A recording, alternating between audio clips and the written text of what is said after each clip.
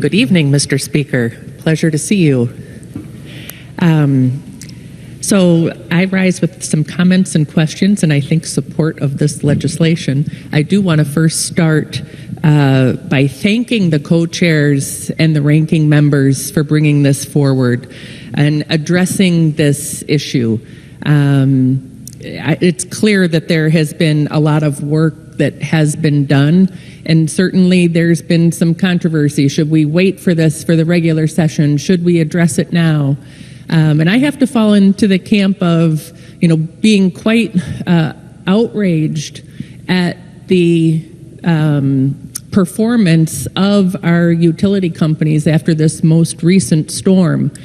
We've heard a lot about Eversource here today. The communities that I represent are serviced by United Illuminating.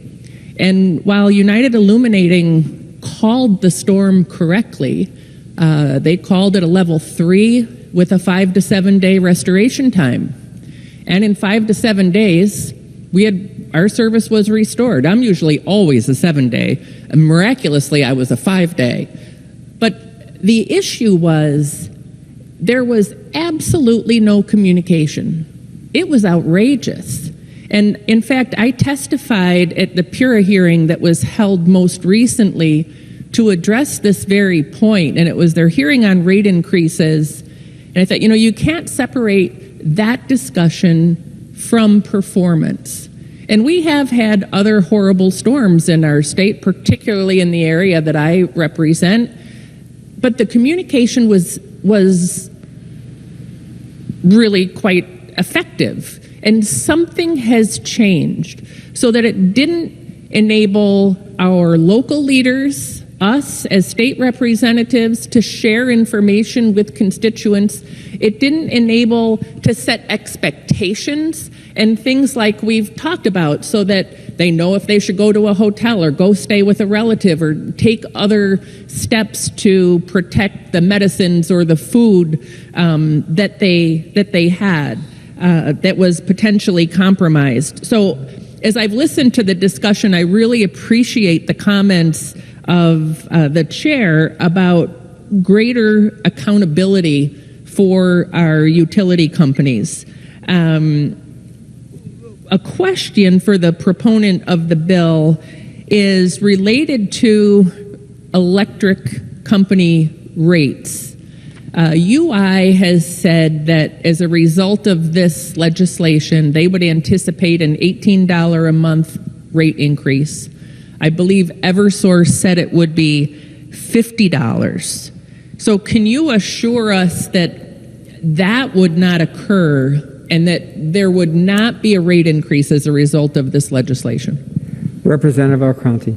Yes, through you, Mr. Speaker. So those remarks and assessments were made off earlier working drafts of this legislation. I don't know, but we may have set a record for working drafts on a bill with this one. I think Representative Ferraro could attest to that. And we really went to work to make modifications to change that. And I think you'll be hearing and are hearing a different tone from them now. And those assessments are also, based off the discussion I had earlier with Representative Acker on storm preparation and, staffing levels. And they were making those assessments based off what they thought they could do in preparation for any type of event. And what was hard to get across in the public dialogue on the bill was, yes, but you have to prove that was a reasonable and prudent investment and the expenditure was reasonable and prudent. If you can't prove that, and if PURA deems that expenditure not to be prudent, you can't get cost recovery for that. And that's where those numbers came from. Okay. But we went to work hard to squelch that. Through you, Mr. Speaker. I appreciate Representative Devlin. Thank you, Mr. Speaker. And I do appreciate that answer because there certainly seems to be an imbalance between the focus on shareholders and the focus on customers. And when we go to understand our electricity bills, and I have to say I was one of those shocked customers that just most recently shared one of my utility bills to get a line-by-line understanding, because it certainly seems like any cost incurred by these utility companies is passed on by a line item in our utility bills. And one of the things I was hoping for in this legislation was more transparency about that. I actually created an entire spreadsheet that is multiple pages to understand and compare month over month of each of these line items. So I did have a discussion with the good chair that going forward, should we both be back in the next session, that we would address this. And could, through you, Mr. Speaker, the chair of the committee, just confirm that? Representative Arconti. Yes, and through you, Mr. Speaker. So also, I just want to make a note too. Part of the performance-based metrics that Pure will be adopting in the framework for determining the PBRs is customer satisfaction. And I would make the argument that transparency of the bill would be rolled into that metric for the performance-based regulations.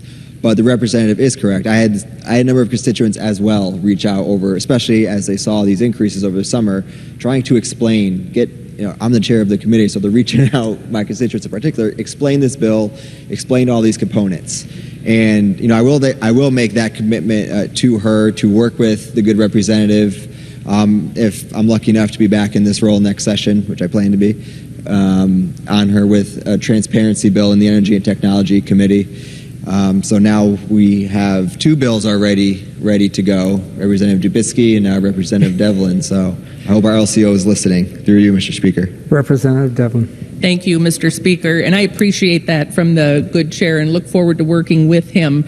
And I think it would go a long way for utility customers. I mean, there's itemized charges, distribution per kilowatt on peak, distribution per kilowatt off peak, combined public benefits charge, non-bypassable FMCC per kilowatt on peak, non-bypassable FMCC per kilowatt off peak. There's a decoupling adjustment. There are multiple charges that even if they could put in, not necessarily on the front of the bill, but in plain English, so that we understand in layman's terms what exactly are we paying for on a line-by-line basis. And that also helps, I think, potentially build some goodwill or understand where there's a federal charge or what is the distribution versus the generation. So it could go a long way. But I really do applaud everybody who has worked on this. I understand there's a lot more work to happen, but I do support this, and I encourage everybody in the chamber as well.